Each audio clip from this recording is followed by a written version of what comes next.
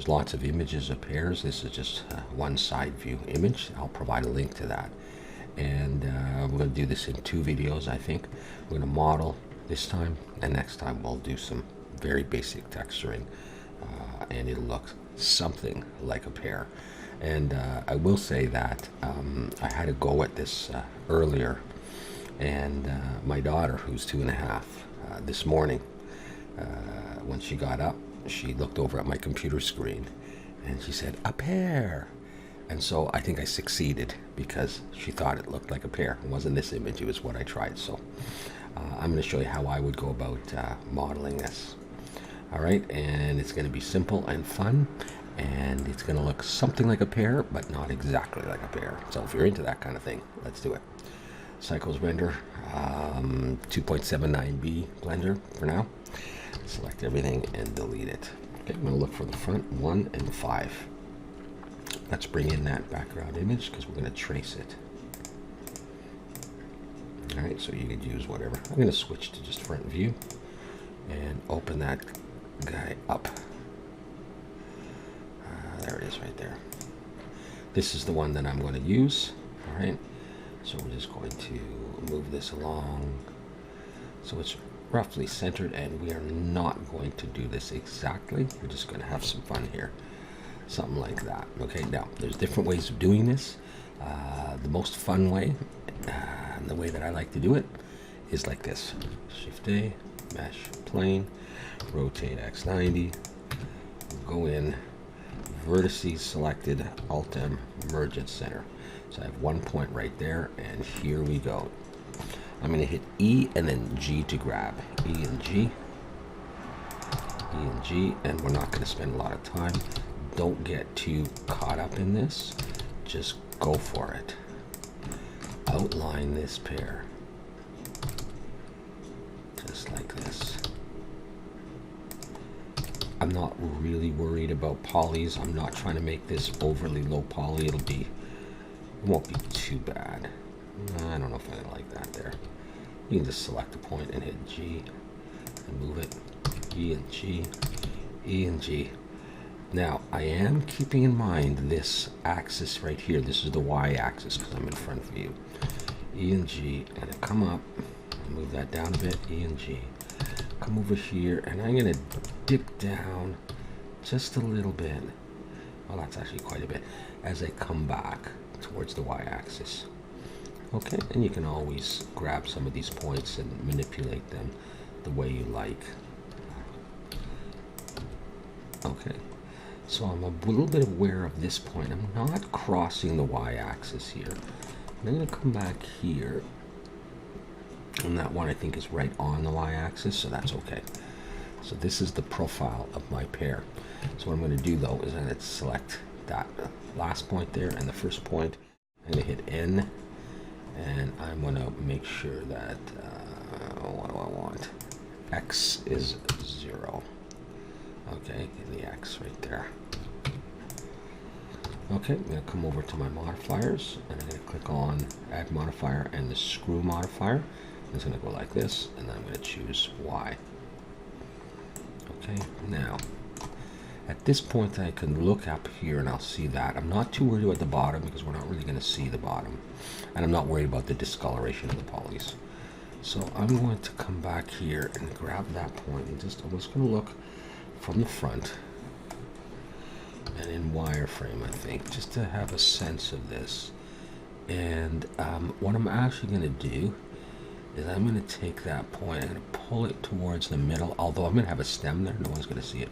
And grab this point, I'm going to pull it back. I might grab this point as well. I want just like a little indentation up at the top there where my stem comes out. Okay.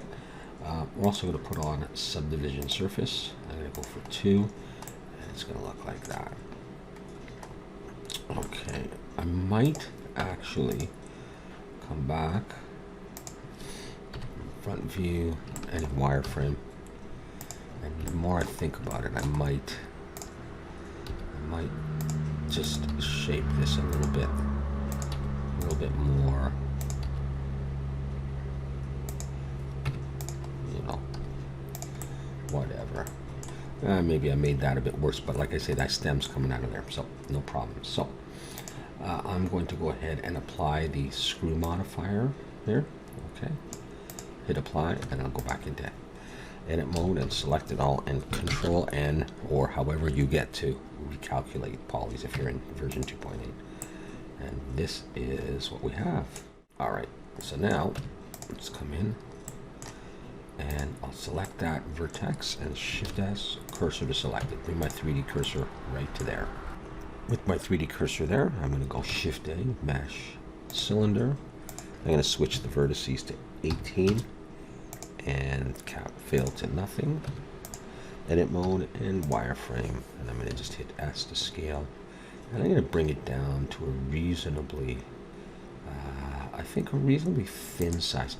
I'm actually not going to do this stem. I don't like that stem. No offense, Mr. Stem. I'm going to Shift Alt and click that edge and pull it up to maybe about there. All right, maybe half the distance of that. And then I hit S to scale, and I want it to go out like that.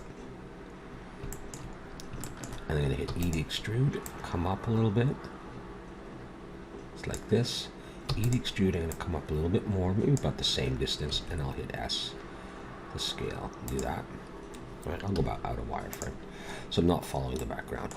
I'm going to hit E to extrude, and I'm going to go Alt M, merge and center. All right. And that might be good enough. It looks weird, but I'm going to do that.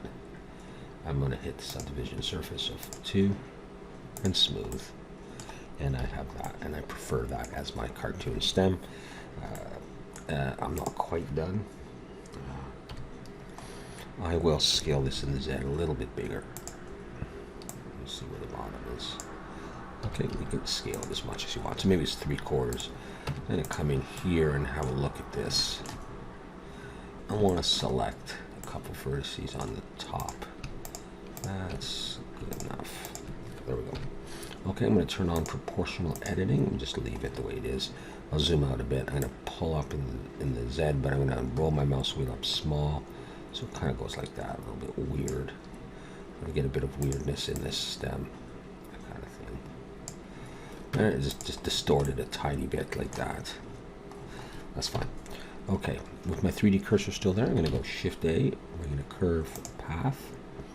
And I'm going to rotate this up. So I'm going to RY90. Go into edit mode. And I'm going to delete these bottom 2 vertices. So I just have that. I'm going to take this top one and I'm going to bring it over. I'll take this one and bring it up a little bit. So, oh, not that. Proportional editing. Make sure you turn that off. Okay, so I have this little curve there. I'm going to select my object here, and the thing that you have to make sure is that you've got, if you haven't applied the subdivision surface, which I'm not, I just have a few edge loops in there, so I've got some geometry there so I can bend this. Okay, I'm going to, with my object selected, I'm going to choose curve, and for my object, I'm just going to choose that NURBS path that I made. It's the only one. So, okay, so it's moved up. So I'm just going to pull this down like this, back to the surface, and I can also go set origin to 3D cursor, and I can manipulate this again. So it's going to be like that. So it's a bit cartoonish, but that's actually what I like. Okay. Once I'm happy, I'm just going to go hit apply on the curve modifier, but not on the subdivision surface. I can now delete that. And that, my friends, is our pear. And that's going to be it. And the next stage is going to be to texture this. Okay, so make sure we save our work. Let's have a look. 8,000, 9,000. Okay, so it's not low poly, but it's relatively low poly. But I mean, this would be crazy if it was a bowl of fruit in the game. But it's, you know, no problem for a computer to handle for just a single pear. For the fun of it. Okay, it's a rather big pear too. Okay, so in the next video we'll do some texturing of this thing, materials, whatever. Thanks for watching.